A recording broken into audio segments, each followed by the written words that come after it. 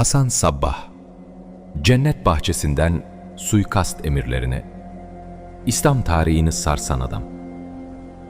Giriş. Bazı hikayeler vardır ki, yalnızca geçmişi değil, insan ruhunun karanlık derinliklerini de şekillendirir.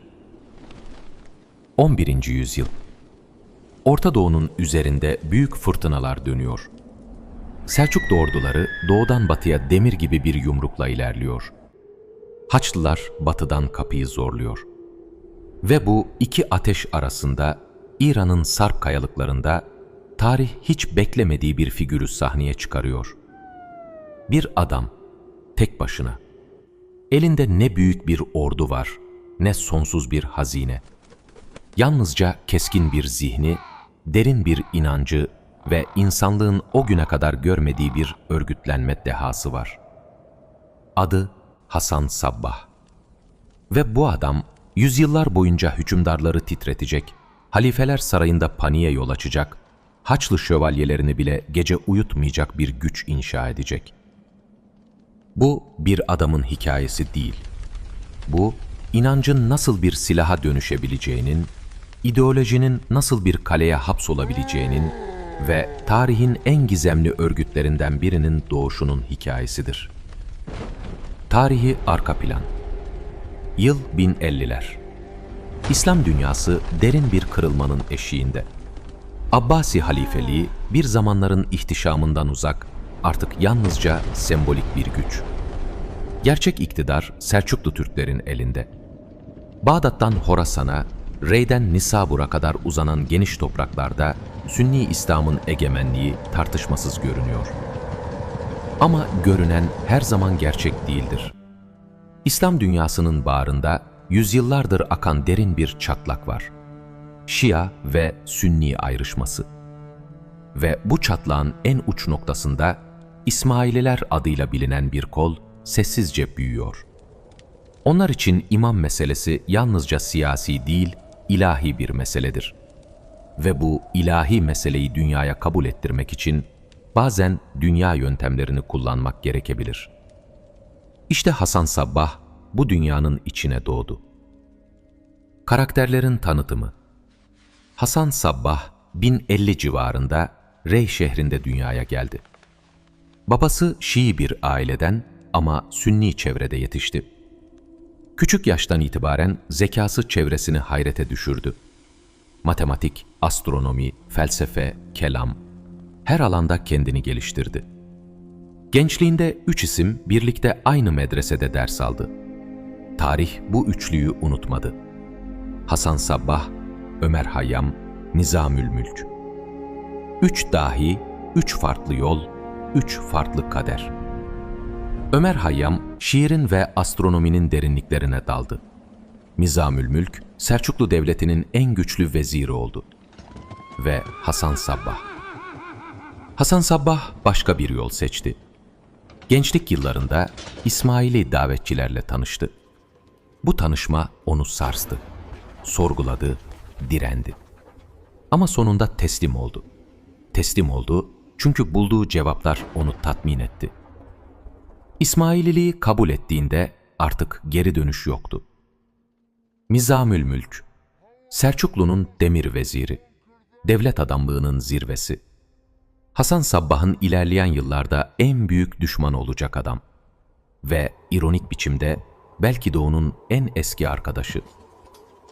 Sultan Melikşah, Selçuklu tahtının güçlü hükümdarı, İslam dünyasının fiili patronu. Hasan Sabbah için en büyük tehdidin kaynağı. Mısır yolculuğu ve dönüşüm. 1070'lerin sonları. Hasan Sabbah, İsmaili davetçi olarak İran'ı dolaşıyor.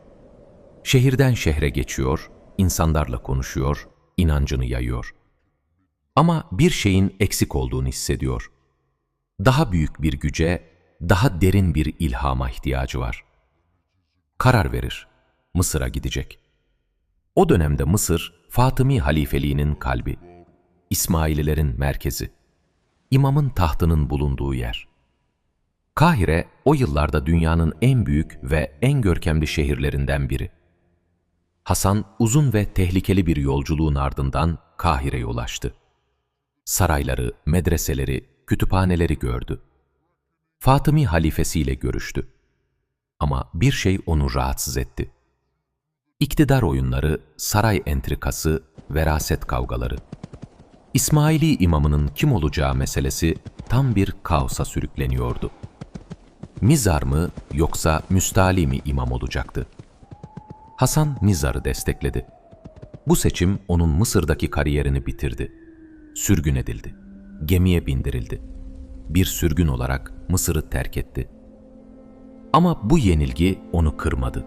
Aksine çelikleştirdi. Artık Hasan Sabbah'ın zihninde yeni bir plan şekilleniyordu.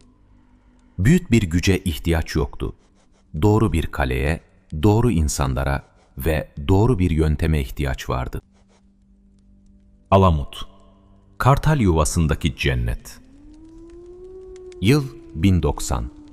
İran'ın kuzeyinde Elburz Dağları'nın sart yamaçlarında denizden 2100 metre yüksekte bir kaya kitlesi yükseliyor. Yerel halk buraya Kartal Yuvası diyor. Alamut Kalesi. Hasan Sabbah bu kaleye ilk baktığında zihninde bir şimşek çaktı. İşte arıyordu buydu. Kale stratejik bir dehayla seçilmişti. Tek bir patika yol, yüzlerce metre yükseklikte kayalık yamaçlar, etrafını saran derin vadiler.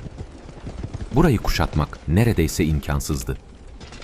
Burayı almak için ya açlıkla beklemek ya da mucize gerekiyordu. Hasan yıllarca bölgede çalışmış, insanları kazanmış, kaleyi yönetenlerle ilişki kurmuştu. Ve bir gün 1090 yılında kaleye girdi. Kaleyi teslim aldı. Kan dökülmedi, şiddet kullanılmadı. Sadece sabır ve strateji. Artık Hasan Sabbah'ın bir kalesi vardı. Ve bu kale sadece taştan bir yapı değildi. Bu kale, onun dünyaya ilan edeceği yeni düzenin merkezi olacaktı. Cennet Bahçesi'nin efsanesi. Marco Polo, yüzyıllar sonra bu hikayeyi aktarırken gözleri hala büyük büyük açılıyordu. Dağın şeyhi diyordu Marco Polo, kalesinin içinde gizli bir bahçe kurmuştu. İçinde akan nehirler, meyve ağaçları, güzel bahçeler ve her türlü lüks. Ve bu bahçeye seçilmiş gençleri alıyordu. Onlara özel içecekler içiriyordu. Uyuduklarında bahçede uyanıyorlardı. Bu, cennetin ta kendisiydi diyordu onlara. Ve tekrar buraya dönmek istiyorlarsa, emirlerini yerine getirmeleri gerekiyordu. Bu efsanenin ne kadarı gerçek, ne kadarı efsane, tarihçiler hala tartışıyor. Ama bir şey kesin. Hasan Sabbah adamlarını öyle derin bir bağlılıkla yetiştirdi ki, onlar için ölüm bir korku değil, bir kapı haline geldi. Fedailer. Arapçada feda edenler anlamına geliyor. Bu gençler Hasan'a körü körüne bağlıydı. Onun her emrini ilahi bir emir olarak görüyorlardı. Ve bu bağlılık, tarihin gördüğü en tehlikeli örgütü doğurdu. Suikastlerin başlaması. Hasan Sabbah ilk büyük hamlesini yapıyor. Hedef, Nizamil Mülk, Selçuklu'nun güçlü veziri. Bir zamanların okul arkadaşı, şimdi ise en büyük düşman. Ekim gecesi. Nizamil Mülk seferden dönüyor. Taht-ı-Revan'ında dinleniyor. Yanına bir dilekçeci yaklaşıyor. Adamın elinde bir bıçak var. Ve tarih değişiyor. Nizamül Mülk yere düşüyor. Öldürücü darbeler inmiş. Selçuklu'nun en güçlü veziri bir fedainin bıçağıyla hayata gözlerini yumuyor. Saray şok içinde. Hükümdarlar titriyor. Çünkü bu suikast bir mesaj taşıyor. Sizi nerede olursanız olun bulabiliriz. Ve bu mesaj yalnızca bir vezirine gönderilmemişti. Bu mesaj tüm İslam dünyasının iktidar sahiplerine gönderilmişti. Sultan Melikşah da o yıl öldü. Bazı tarihçiler zehirlendiğini söylüyor. Selçuklu tahtı sarsıldı. İslam dünyası bölündü.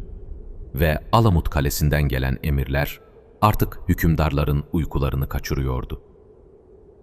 İnancın ve gücün çatışması. Hasan Sabbah yalnızca bir suikast örgütü kurucusu değildi. Bu noktayı anlamak çok önemli. O derin bir ilahiyatçıydı. Yazdığı eserler, kurduğu eğitim sistemi, yetiştirdiği alimler, bunların hepsi onun zihinsel derinliğinin kanıtı. Alamut'ta bir kütüphane kurdu. Bilim adamlarını himaye etti. Ömer Hayyam bile bir süre onun çevresinde bulunduğu astronomik hesaplamalar yaptı. Ama aynı zamanda şunu da biliyordu. Bu dünyanın güçlüleri yalnızca güce saygı duyar ve o güçten yoksunsa başka bir güç yaratmalıydı. Korku, bilinmezlik, sızma ve kararlılık. Onun fedaileri Haçlı şövalyelerinin zırhlarına rağmen saray kapılarına ulaşabiliyordu. Yıllar süren sabırla bir saraya sızan fedai tek bir anda tarihi değiştirebiliyordu. Haçlılar onlara asasin dedi. Bu kelime bugün hala dünya dillerinde yaşıyor. Suikastçı kelimesinin kökeni Hasan Sabbah'ın fedailerine dayanıyor. Yalnızlığın zirvesi. Hasan Sabbah, Alamut'a yerleştikten sonra kaleyi bir daha terk etmedi. 35 yıl boyunca. 35 yıl boyunca aynı kalenin içinde yaşadı. Yönetiyor, planlıyor, yazıyor ve dua ediyordu. Bu süre içinde kendi oğullarını bile affetmedi. Bir oğlunu izinsiz şarap içtiği için idam ettirdi. Diğer oğlunu ise hadsız yere bir suikasta parmağı olduğu düşünüldüğü için cezalandırdı. İnancı her şeyin üzerindeydi. Ailesi bile. Bu yalnızlık onu daha da keskinleştirdi. Daha az konuştu, daha çok düşündü ve emirleri dağın derinliklerinden tüm İslam coğrafyasına yayılmaya devam etti. Duygusal zirve, ölümün eşiğinde. Hasan Sabbah artık yaşlı bir adam. Saçları ağarmış. Gözlerindeki ateş hala yanıyor ama bedeni onu terk etmeye başlamış. Son günlerinde yanına yakınlarını çağırdı. Talimatlarını verdi. Yerine kimin geçeceğini belirledi. Ve Alamut'un o soğuk taş odalarında ellerini açtı, dua etti. Hayatı boyunca pek çok şey yaptı. Pek çok can aldı. Pek çok taht sarstı. Ve şimdi Rabbinin huzuruna çıkmanın eşiğinde o keskin zihni belki de ilk kez duruyordu. Ölüm 1124 yılında geldi. Bir imparatorluğu değil, bir kaleyi geride bıraktı. Ama bu kale ondan sonra da 100 yıldan fazla ayakta kaldı. Sonuç ve ibret. Hasan Sabbah'ın hikayesi bize ne söylüyor? İnancın doğru ya da yanlış yorumlandığında insanı nasıl dönüştürebileceğini gösteriyor. Bir idealin peşinden giderken, o idealin kendisi yok olup insanın elinde yalnızca araçlar kaldığında ne olduğunu gösteriyor. Alamut Kalesi 1256 yılında Moğol orduları tarafından yerle bir edildi. Hülagü Han'ın askerleri o eşsiz kütüphaneyi yaktı. Binlerce el yazmasını yok etti. Bir medeniyetin birikimini küle çevirdi. Ve Hasan Sabbah'ın kurduğu o gizemli düzen tarih sahnesinden silindi.